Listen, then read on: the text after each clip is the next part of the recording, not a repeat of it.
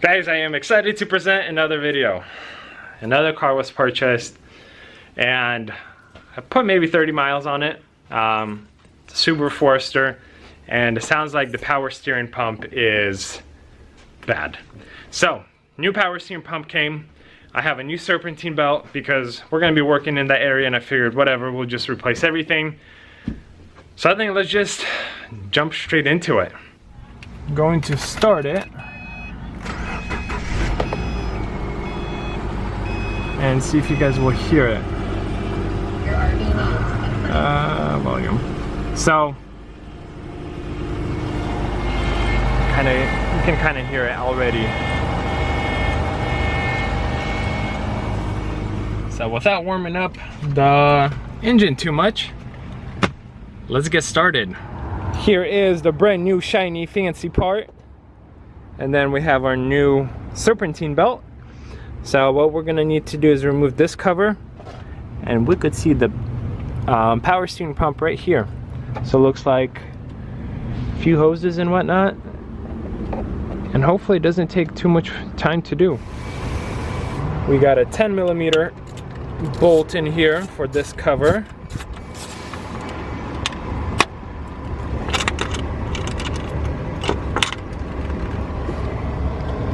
Then just pull this guy out. That exposes the serpentine belt. I actually hope I got the right one. I see two belts, but this is usually the serpentine belt. I think this is like the AC belt. Next step we're gonna do is loosen this 12mm bolt. And we have to loosen it a little bit so that we could loosen this one and relieve some tension. So I actually went ahead and took the whole bolt out, but since everything has been kind of sitting here for a while, what you want to do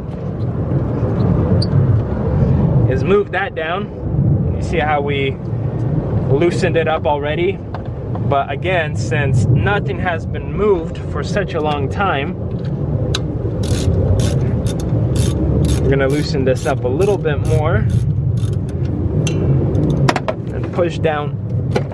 There we go. Now it's all the way down, and here's our belt, which honestly, it looks to be in pretty good shape. But since I already have a new one, let's quickly compare size. As we can see, it's pretty darn close, so I think I did get the right belt. But actually, look, second glance, you see how the ribs have cracks in them? So this belt is due for replacement. And I guess the cool part about it is we could lift this up and we have our markings right there, because we have some grease or whatever it is. Now we have two 12mm bolts that we need to take out, and what I did was basically feed it through one of these holes and then push back on the radiator hose. Once you get two bolts out, you could disconnect this pin right here, set it to the side. Yeah, I'm gonna remove two of these grounds because I want enough clearance to get in there with a wrench and a socket to take out the bolt that's behind right there. Because we're working with a very limited amount of tools, because Pops here decided we're gonna do it at the lot instead of my house. So we're trying to work with what we have. And I disconnected this sensor right here so we could get in there with this 14mm wrench and socket in order to get that bolt out. Got the bolt pulled out and it hit the back or the front of the engine. So now we're gonna work on this bolt and then this bolt, and hopefully this whole assembly will just slide out. Apologies, correction, so we'll just undo this clip, not undo the bolt. Now we made this mess,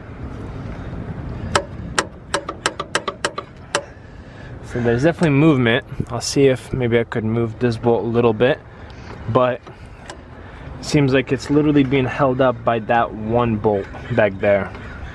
We are diving deep, so I took this bolt out and the housing, and now we're gonna try to take that bolt out right there, and I don't see any other ones, and hopefully lift this whole assembly so we could take the pump out, because it seems like it is being blocked by that really, really long bolt right there. There we go. So, in order to get this out, there's a 12mm here and 2 down here.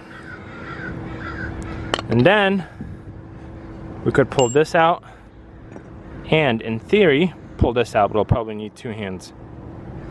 Here we have the housing, cleaned it up, dried it up. I'm not gonna make it perfect. This car will go through details, so some of it will be cleaned up, but you know, there's no point of really cleaning up the bottom.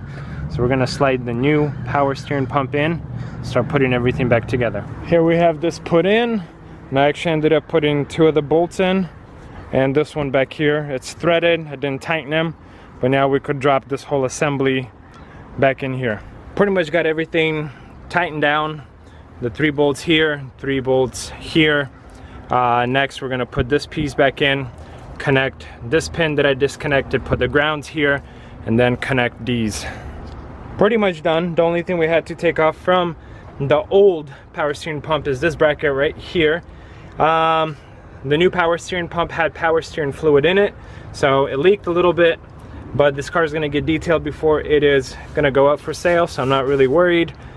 Everything else, honestly, is very straightforward. Just be very mindful so you don't over tighten anything, because this is aluminum, it's very soft metal, it's very easy to strip the thread. So now, final part is put the alternator back in place and then tighten it with this long bolt and put the new serpentine belt on. Put you guys at an angle, so now we're just tightening it. We have probably ½ an inch to go. The belt has not started to get tighter, but the alternator's definitely moving up. I think we are done. Got everything tied down. So now we just have to check our power steering fluid, because we did lose a little bit, not a lot. Here's the reservoir. It shows right at the minimum level. But we're gonna start it, let it run, and we're gonna take a look how far it drops and then add a little bit, a few ounces. Just about to start the car and forgot we disconnected the battery before this job. So reconnect that. There we go, we have some power now.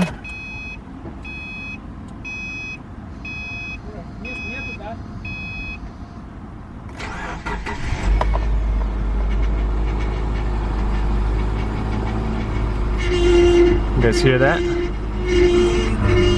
Yeah, it was doing something similar before I started doing this job. So we're gonna do that, let it pump the fluid through, and then add more power steering fluid. Man, this Portland weather is changing so rapidly. It's pouring out rain. But basically, that's how you change a power steering pump on a Subaru Forester. I hope you guys enjoyed the video. I hope you like it. Hope you give it a thumbs up. And I hope you are a subscriber if you're not already. And I'll see you guys in another video.